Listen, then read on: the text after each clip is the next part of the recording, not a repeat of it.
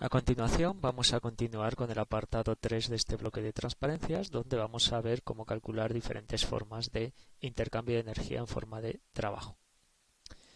Para ello comenzamos definiendo el trabajo.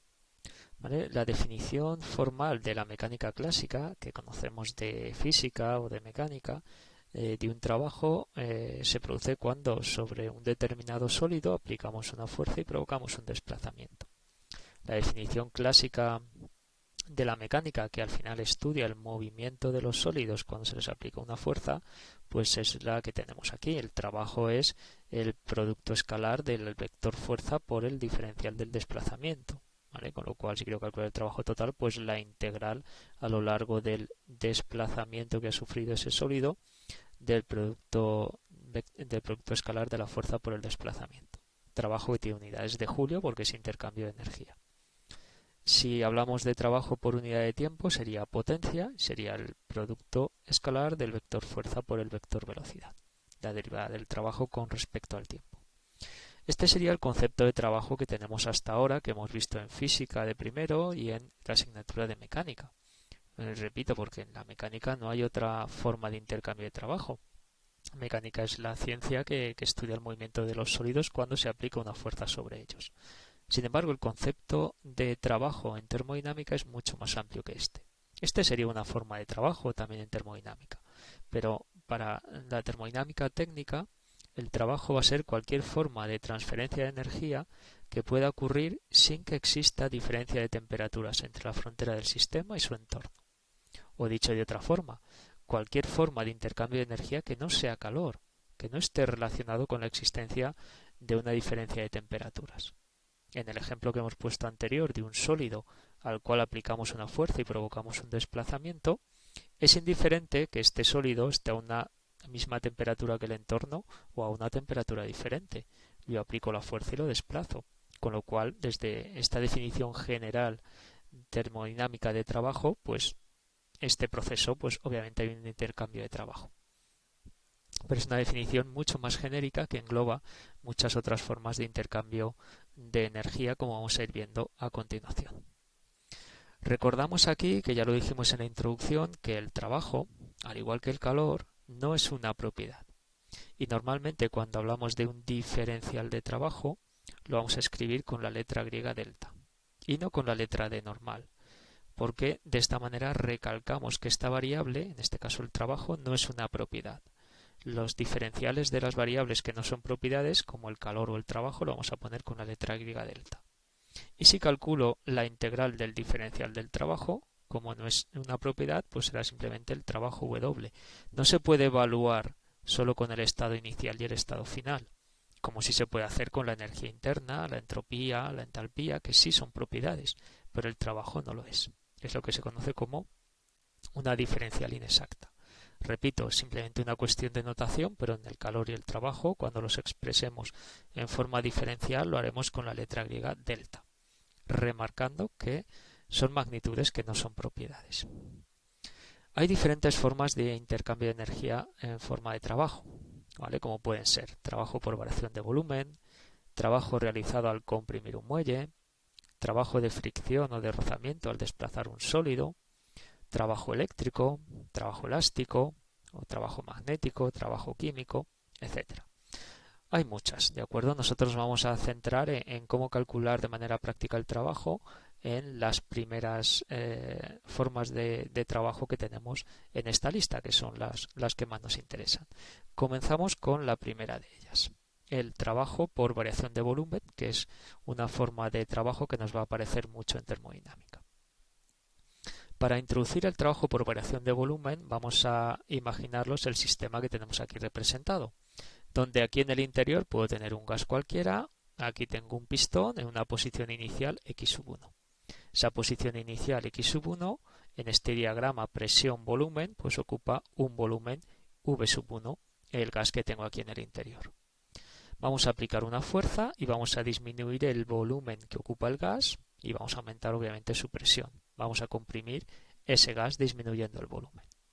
Si hacemos eso, desplazamos desde la posición x1 a la posición x2 el pistón.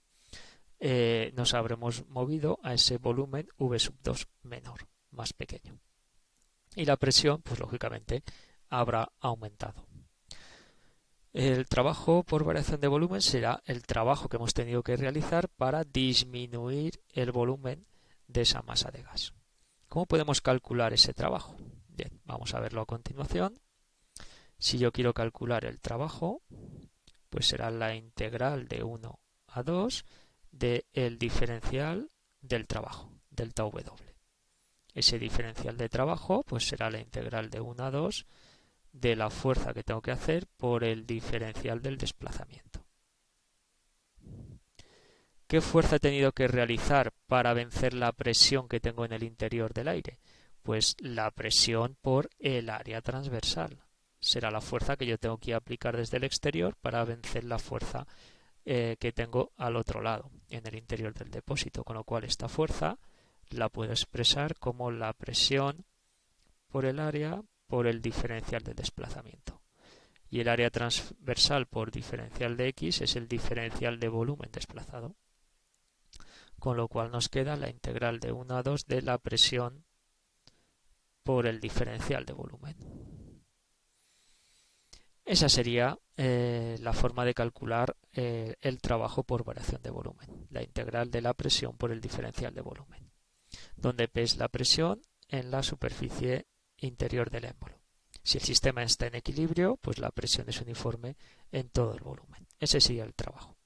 Gráficamente, esta integral representa el área encerrada debajo de la curva que hemos representado aquí en este diagrama presión-volumen. Y fijaros que en un proceso de compresión como el que estamos representando aquí, integramos desde esta posición 1 a la posición 2. Integramos en sentido contrario al eje positivo de las X. Con lo cual, en un proceso de compresión, esta integral va a salir negativa. Y va a salir negativa de acuerdo al criterio de signos que tenemos para el trabajo. Que cuando tenemos que aportar un trabajo al sistema, lo tengo que introducir con signo negativo. Este es el principal motivo que hace que cuando definimos el criterio de signos, para el trabajo lo pusiéramos negativo cuando es trabajo aportado al sistema. Porque el trabajo por variación de volumen calculado de esta manera, directamente la integral me va a dar negativo en un proceso de compresión cuando es trabajo aportado. Si hubiera sido un proceso de expansión, si nos moviéramos de 2 a 1, nos movemos en el sentido positivo del eje horizontal, del eje de las X, y la integral quedaría positiva, porque es trabajo extraído, es el sistema quien hace un trabajo contra la atmósfera, con lo cual me quedaría positivo por ser trabajo extraído. De tal manera que cuando introduzcamos el trabajo por variación de volumen en la ecuación del balance de energía, no nos tenemos que preocupar del signo. Simplemente lo escribimos como la integral de P por diferencial de V y cuando resolvemos la integral directamente saldrá con el signo que corresponde. Es la ventaja de definir el criterio de signos de acuerdo a como nosotros lo hemos hecho. Otra cosa interesante que se ve en esta gráfica es que el trabajo no es una propiedad.